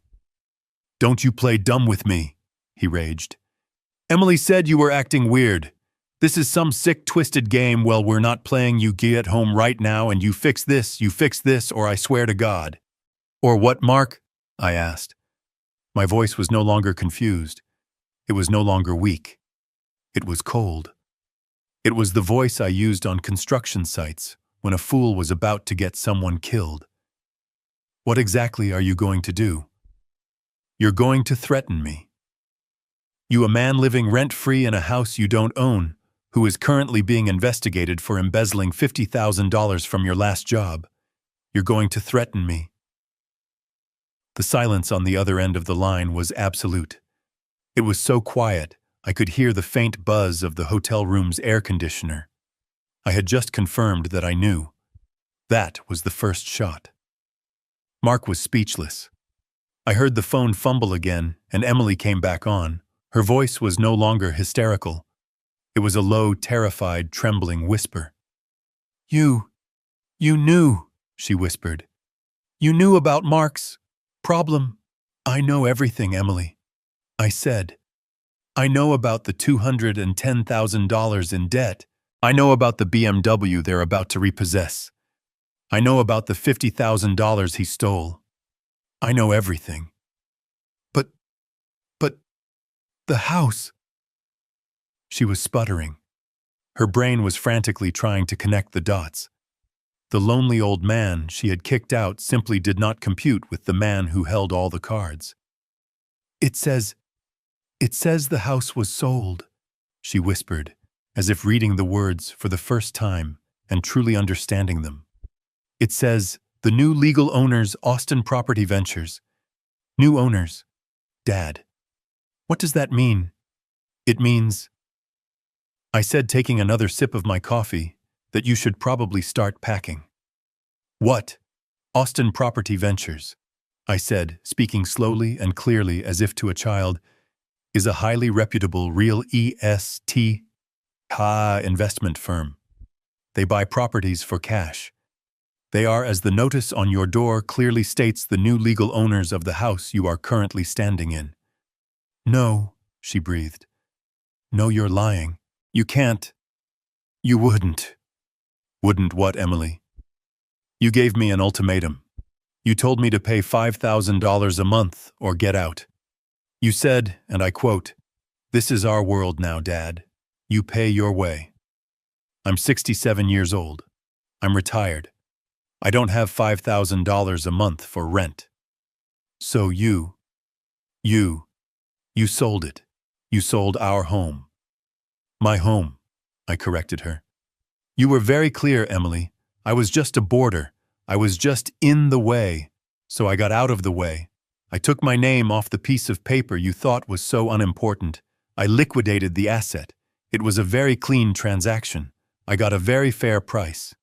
No, you can't, she shrieked. The hysteria was back, but now it wasn't confusion. It was the sound of pure, trapped animal panic. We live here. This is our home. You can't just sell it from under us. I can, I said. And I did. The sale closed and was filed with Travis County yesterday afternoon. But our stuff, my clothes, the furniture, the TV. That, I said, is between you and Mr. Cade's legal team. According to the notice, you have 72 hours. I'd advise you to stop screaming at me and start calling a moving van. They are not sentimental people, Emily. They will have a constable there on Tuesday morning, and they will throw your belongings on the curb. You monster! She screamed, her voice finally cracking. You're a monster! How could you do this to your own daughter? How could you do this to your family? This was the moment. The moment all the pain of the last 5 years, all the insults, all the disrespect, all the humiliation coalesced into one final cold statement. Family, I said. You stopped being family the moment you decided my love was a commodity you could extort. You stopped being family when you threatened to throw me out of my own home. But we were joking, we didn't mean it, she sobbed. You meant every single word, I said, and you have to learn that words have consequences. You gave me a choice, Emily. Pay or get out. I chose get out. And since I was leaving, I saw no reason to keep the house. But, what about us? She wailed. Where are we supposed to go? We have no money. We have nowhere. I'm sorry, I said. And God help me, a small part of me almost was. But that is no longer my problem. How could I do this? I repeated her shriek, but my own voice was quiet. I looked out the window of the Four Seasons. The morning was bright and clear over Lady Bird Lake. It was a beautiful day. Emily, I didn't do anything, I said calmly. You did. You gave me an order. You stood in my kitchen, the kitchen I built with my own hands, and you told me I had two choices. Choice 1, pay you $5,000 a month to live in my own home. Choice 2, get out. I let that hang in the air between us. I heard her agitated breathing on the other end of the line. I'm a retired man, Emily. I live on a fixed income. Or at least that's what you've always believed. I certainly don't have an extra $5,000 a month for rent. So I respected your wishes. I chose option 2. I got out. I packed a bag I left, and I didn't look back. You can't be serious, she sputtered. The screaming was turning into a desperate, confused wail. You left and just gave the house to these ventures people. You gave it to them, just to spite us, just because we asked for help. Help, I asked. That's what you're calling it now. It sounded a lot like extortion to me, Emily. And no, I didn't give it to them. You seem to be confused about the basic mechanics of this situation. I couldn't stay in a house where I was no longer welcome. I'm just a lonely old man. Remember, I have nowhere else to go, so I had to find somewhere to go. But it is your house, she screamed. The frustration in her voice was monumental. That's what we're trying to tell you. It's your name on the mailbox. You've lived here for 40 years. You can't just give it away. You're confused. Dad, you're not thinking straight. This is what we were worried about. You're having an episode. You need to come home right now. Call the police and tell them these people are trying to scam you. You've been scammed. I almost smiled. It was pathetic, really. Her brain was doing mental gymnastics to avoid the simple truth. She was trying to fit this into her narrative of me being a confused old man. She was trying to make herself the victim, the savior who would protect me from my own incompetence. The very incompetence she was planning to use against me. I wasn't scammed, Emily. Yes, you were, she insisted. Dad, listen to me. You're confused. You probably signed something you didn't understand. We can fix this, Mark and I. We'll call a lawyer. We'll protect you. Just tell us what you did. Tell us who you talked to. I talked to my lawyer, Emily, I said. The line went completely, utterly silent. Your lawyer, she finally whispered. Who, Mr. Henderson? She remembered the name. Of course she did. The name associated with Caroline's will. The name she had tried to get information from just a few days ago. That's right, I said. I talked to Mr. Henderson. But why? Why would you call him? This is just a misunderstanding. This is about a stupid rent argument. No, Emily, it's not. This is what you've never understood. This is what you and your husband in your spectacular, greedy, short-sighted arrogance never bothered to check. Check. Check what? The public record, the Travis County property deeds, the truth. I stood up from the armchair. I walked to the window. I looked down at the city. It was time for the blade to fall. You're right about one thing, Emily. I don't own the house. I heard her sharp intake of breath. See, I knew it, you. Wait, what? I don't own the house. I repeated my voice as clear and cold as the glass I was looking through. And I haven't for 10 years, not since your mother got sick. I don't understand, she stammered. If you don't own it, then who does the bank? No, I said. I let the word sit there all alone. Then, who? The Caroline Vance Thomas Irrevocable Trust. Silence. Utter, complete, baffled silence. I could hear the faint sound of Mark in the background yelling, "What is it? What's he saying? The what?" Emily finally whispered. "The trust, Emily. The legal fortress your mother and I built 10 years ago. We built it to protect our assets, to protect our legacy from, well, frankly, to protect it from exactly this. To protect it from greedy, short-sighted, desperate people who might try to steal it from an old man they thought was weak.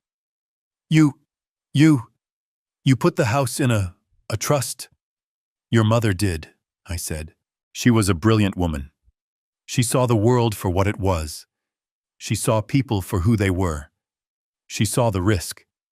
So she created the trust. The house, the stocks, the bonds, everything went into it. Your brother Leo is the final beneficiary."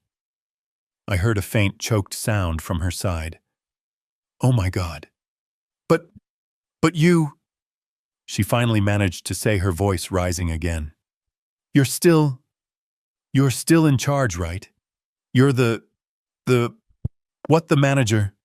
You can't just sell it. It's Leo's." "You're very close, Emily. I am the manager. The legal term," I said, savoring the words Henderson had drilled into me, "is trustee. I am the sole trustee. I have the full, complete, and unrestricted legal authority to manage the trust's assets as I see fit. To buy, to hold, and to liquidate." "Liquidate?" She repeated the word. It sounded hollow dead. "Yes, Emily. Sell." But, why?" she wailed. "Why would you? You told me to." I said simply, I didn't. "You told me to get out. You, an occupant with no legal standing, threatened to evict the trustee. You defined our relationship. You defined my presence in that house as a problem. So as the manager of that asset, I did my fiduciary duty. I solved the problem. I removed the problem, which was me. And since I was no longer residing there, the asset was no longer serving its primary purpose. So I sold it." You sold it," she whispered. I could picture her sinking to the floor, the orange notice fluttering from her hand. "I did," I confirmed. "Yesterday afternoon, 4 o'clock, at Mr. Henderson's office. I signed the papers. It was a very clean, all-cash transaction. Austin Property Ventures are the new legal owners. That notice on your door, Emily. It's not a joke. It's not a scam. It's the law." You... She was choking on her words. "You sold my home." "No, Emily," I said. The coldness in my own voice surprised me. "I sold my home. The home I built. The home I paid for. The home you tried to steal. You just found out you failed." I heard the phone clatter to the floor. I didn't hear her pick it up. I just heard a long animal wail of despair. It was the sound of someone who had just lost everything, and finally realized they had no one to blame but themselves. I heard the phone clatter against what sounded like the kitchen floor. Then a frantic scrabbling sound. Emily's wail was cut off, replaced by a low, guttural growl. "You!" Mark's voice exploded into my ear.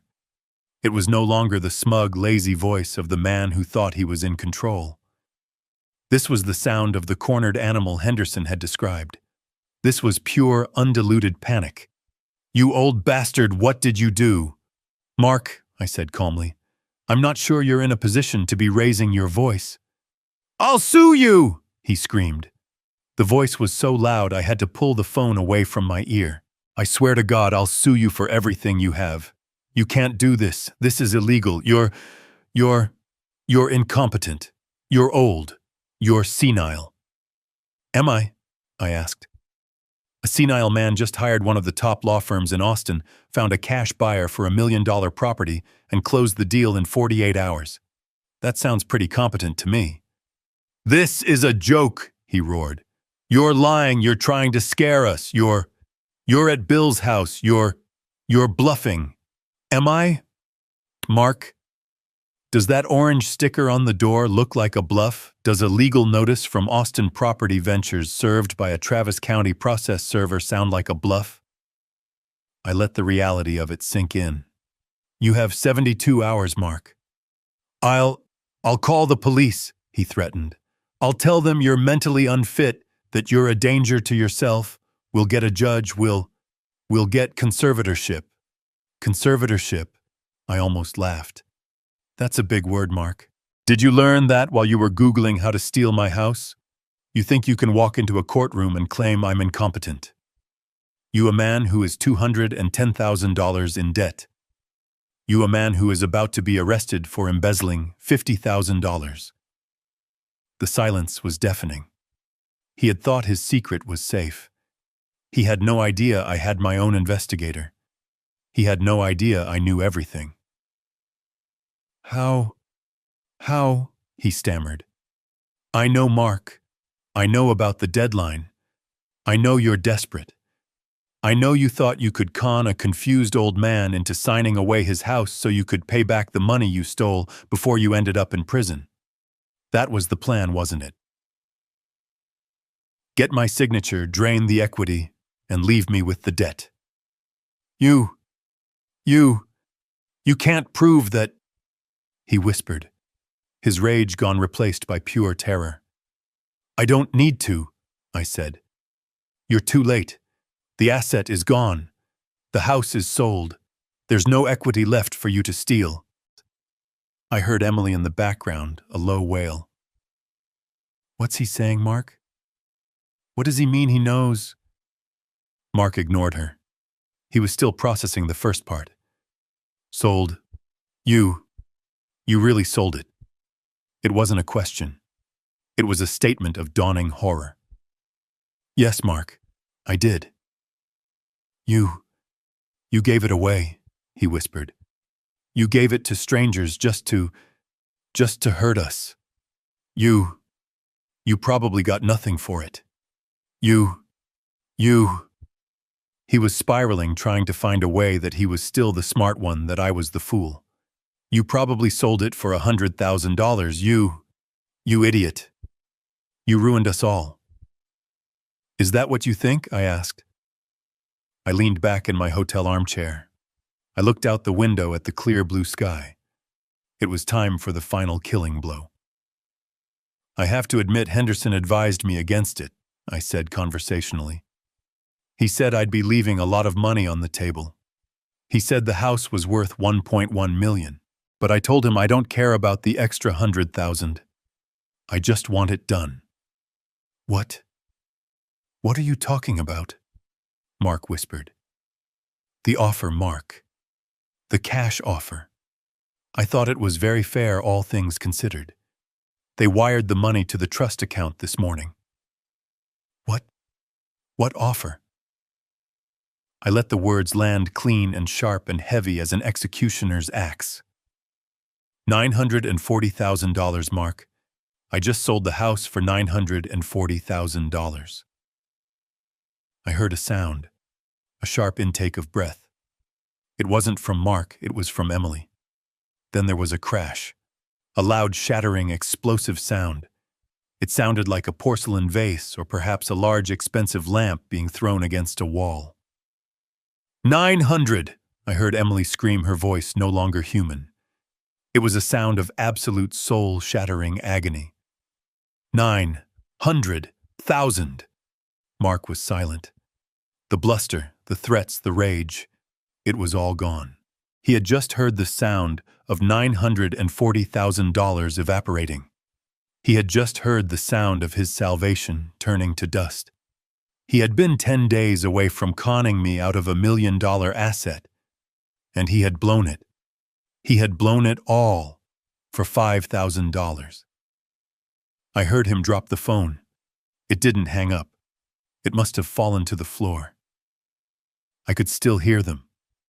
I heard Emily no longer just crying, but wailing. It was a terrible, deep-racking sob that was coming from her very soul. It was the sound of a spoiled child who had just been told no for the first time. It was the sound of a gambler who had just lost the biggest bet of her life. All of it, she was crying, her words muffled. It was all there, all that money, and he just gave it away. Mark, what did we do? What did we do? Mark wasn't answering. I heard another sound, a heavy thud. The sound of a man's body slumping against a wall and sliding to the floor. They didn't just lose a place to live. They knew that. They had just lost the jackpot. They had lost their inheritance. They had lost the answer to all their problems. They had lost the money that was going to keep Mark out of prison. They had lost everything, and they had done it to themselves. I listened to them weep for another 10 seconds. It was the most satisfying sound I had ever heard. I reached out, and very calmly, very gently, I ended the call. I hung up the phone. I looked at the black screen silent in my hand. I heard nothing in the quiet hotel room but the faint, steady hum of the air conditioning. I let the silence sit. How long would it take? 10 seconds, 20. The phone rang again. I looked at the screen. A different number, not Emily's. I recognized the area code. It was Mark's cell phone. He was calling from his own line now. I picked up. I said nothing. I just waited. I heard breathing. Sharp, ragged, desperate breaths. Thomas. His voice was unrecognizable. The roaring, self-righteous anger from the kitchen was gone. The smug, lazy confidence was gone. This was a voice I had never heard from him. It was the voice of a man at the bottom of a well. It was thin, cracking, and soaked in pure, undiluted terror. Thomas, please. Please, what, Mark? I asked. My voice was quiet. You have to call them back, he stammered. He sounded like he was crying. The property people, the Austin Ventures. You have to tell them it was a mistake. You have to tell them it was a misunderstanding. It wasn't a mistake, Mark, I said. It was a very deliberate, very legal transaction. No, you don't understand, he said, his voice rising, not in anger but in sheer panic. You can't just… 900. Thomas, you don't understand what you've done. You've ruined us. You've killed us. That sounds dramatic, I observed, taking a sip of my now lukewarm coffee from room service. It is dramatic, he cried. We're going to be on the street. We have nowhere to go 72 hours. What are we supposed to do in 72 hours? We can't even get a deposit for an apartment. That sounds like a failure to plan on your part, I said. Please, Thomas. Please. This was the man who 3 days ago had sneered at me about my utility bills. Now he was begging. You have to undo it. We'll do anything. We'll pay the rent. The 5,000, we'll get it. We'll get jobs, I heard the phone being snatched away. I heard a muffled struggle, and then Emily's voice was on the line. She wasn't screaming. She was weeping. Dad, she said, her voice thick and broken. Dad, please, Daddy, don't do this. Daddy. She hadn't called me that since she was 19, and needed $500 for a spring break trip I knew Caroline wouldn't have approved of. Please, you don't understand. You said you knew about the money, about Mark's job. I know everything, Emily, I said. Then you know, she wailed. The confession finally burst out of her, a torrent of shame and terror. Then you know we're in trouble. We didn't want to ask for the rent. We had to. We're drowning, Dad. We're $210,000 in debt. The credit cards, they're calling all day. They're going to sue us. That's a difficult situation, I said, my voice betraying no emotion at all. And Mark, she sobbed, throwing her husband completely under the bus. He's going to prison. He took money, $50,000. He has to pay it back by the end of the month or they're going to arrest him. Dad, please, he'll go to jail. You can't let him go to jail. So there it was. The whole ugly, pathetic truth. So this whole thing I stated not asked, the $5,000 rent, the demand to get out, the plan you had for me to sign loan papers. It was all to get your hands on my house, to steal the equity, to pay for your shopping debts, and to keep your criminal husband out of prison. We didn't know what else to do, she cried. We were desperate. We just needed help. We were trying to protect our family. By destroying mine, I said. No, by using the equity. It was just sitting there. You weren't using it. We would have paid it back, we promise. Like you've paid back the $2,500 for the car repair, I asked quietly. Silence. A sharp, guilty silence. Like Mark has paid back the $50,000 he embezzled. Dad, please, she wailed, her voice climbing. You have the money. You said it, $940,000. You can just give us what we need. Pay off the debts. We'll move out. We'll leave you alone. We'll sign anything. Just give us the money. Please, Dad. You're our only hope. Your family. There it was. The final, disgusting, desperate request. After everything. After the threats, the humiliation, the lies, the conspiracy. After all of it, she still thought she was entitled to the money. She still thought that I was the solution. I was just a bank, an ATM, an obstacle that once it proved too hard to move simply needed to be asked nicely to open the vault. They hadn't threatened me out of malice. They had threatened me out of desperation. And in their desperation, they had shown me exactly who they were. They were thieves. And they were willing to destroy me to save themselves. I let her desperate plea hang in the air. Your family. The words echoed. I could hear her ragged, hopeful breathing on the other end of the line. She had confessed everything. She had admitted to the debts, the embezzlement, the desperation. She had laid her cards on the table, and now she was waiting for me to save her, to be the father she needed, the ATM she expected. I know, I said. The sobbing stopped. It was cut off as if by a switch. What? She whispered. I know. I repeated, my voice calm and clear. I know about the $210,000.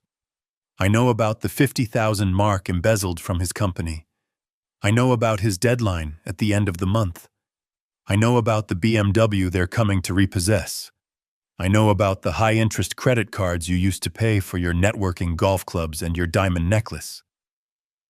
There was no sound from her end. Not a breath. Not a whisper. I know, I continued, that you called Henderson's office asking about adding your name to the deed. I know you were planning to trick me into signing a home equity line of credit. I know you were going to drain the house of its equity, pay off your criminal husband's debts, and then default on the loan, leaving the trust and your brother Leo with the bill.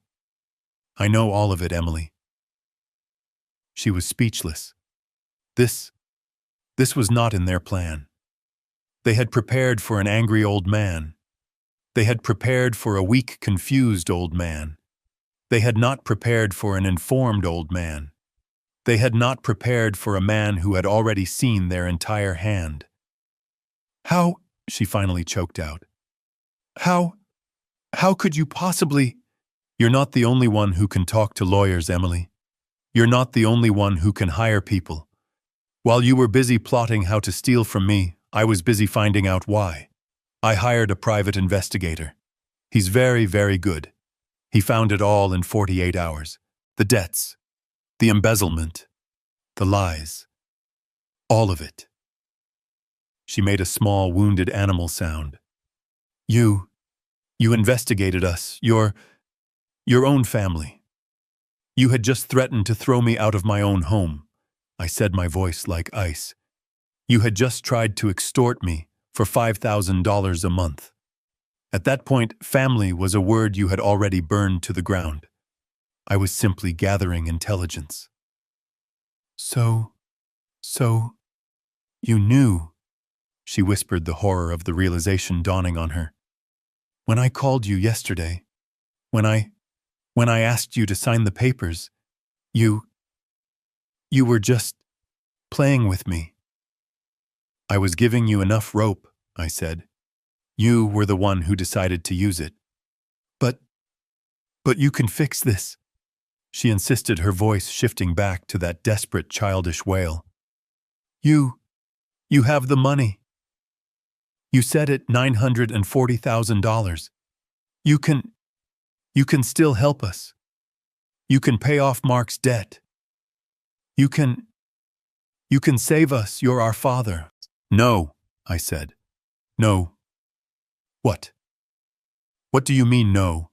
I mean, no, Emily. I am not going to fix this. I am not going to pay off your debts. I am not going to save Mark from prison. I am not going to give you one single solitary dime of that money. But it's ours, she shrieked, the last of her sanity snapping. It's our inheritance. It's the family money. You can't just keep it. It's not your inheritance, Emily, Ushtai said. It was never yours. It belongs to the trust. And the trust's assets are to be managed by the trustee. That's me. And I have decided that the best way to manage that asset is to sell it, secure the capital, and ensure that it is safe from desperate, untrustworthy people. Like you. You hate us, she sobbed. After all this, you hate me. I sighed. I looked out the window at the peaceful lake. No, Emily, I don't hate you. That's the saddest part. I just don't feel anything at all. You're a stranger to me. You're a person who tried to destroy me to save yourself. You're a bad investment. A problem to be solved. I'm your daughter. You were my daughter, I said. The moment you stood in my kitchen and told me to pay or get out, you redefined our relationship. You told me I was just a border, an obstacle. You said, "This is our world now, Dad." Well, you were right. It is your world. And now, you get to live in it. Without my help. Without my money. And as of Tuesday morning, without my house. Dad, please, you can't. Emily's voice was broken, a desperate, hopeless sound. You can't just hang up. You can't just leave us. What about family? You always taught me family is everything you have. You have all that money. You have $940,000.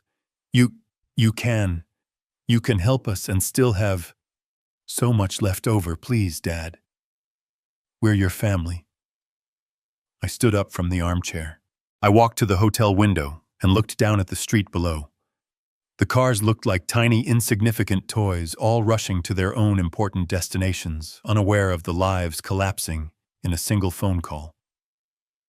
"No, Emily," I said.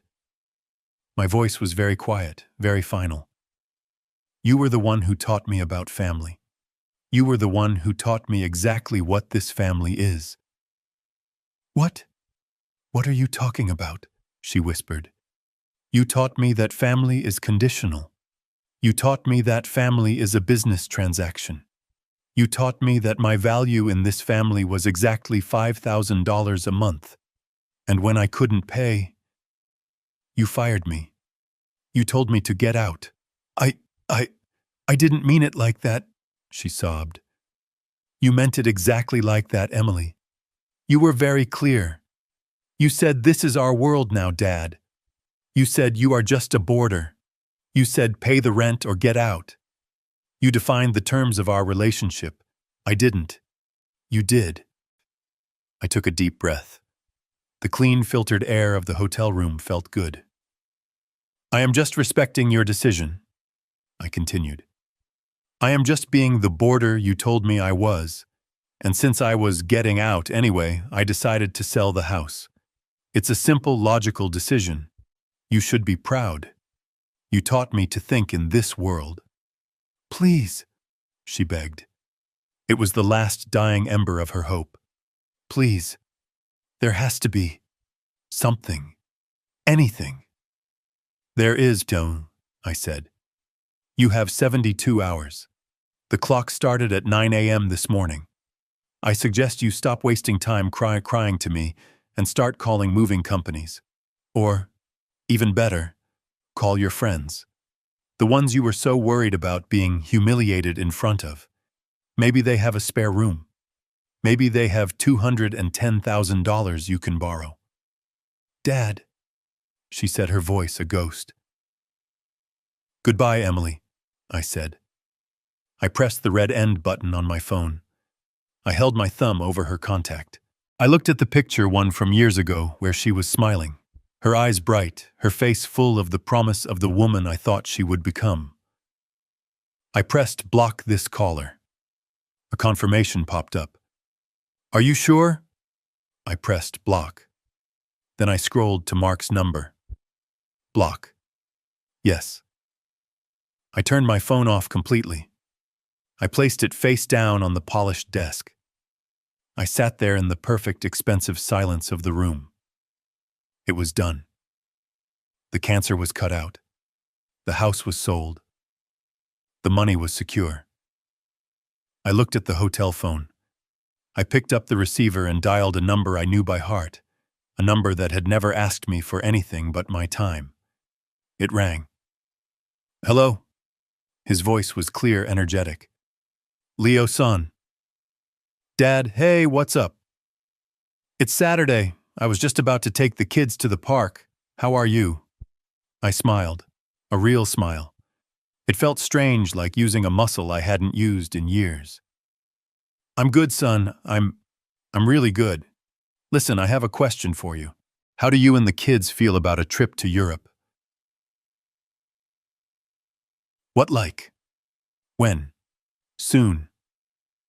I said, leaning back and looking out the window at the endless Texas sky. "As soon as possible. And don't worry about the cost." "Dad, I can't just... What's this about? Let's just say," I said, "I suddenly have a lot of free time. And I suddenly have a little extra cash lying around. It's my treat." This story is a powerful reminder that greed is a poison that can blind us to the true value of what we already have. Emily and Mark were so obsessed with the money they felt they deserved that they destroyed the very relationship that was freely giving them support. They made the fatal mistake of confusing kindness with weakness and silence with stupidity. They learned too late that respect is not a one-way street, and that dignity, once you throw it away, cannot be bought back. It teaches us that true strength isn't about how loud you yell, but how patiently you can plan. What would you have done in Thomas's position? Let me know your thoughts in the comments below.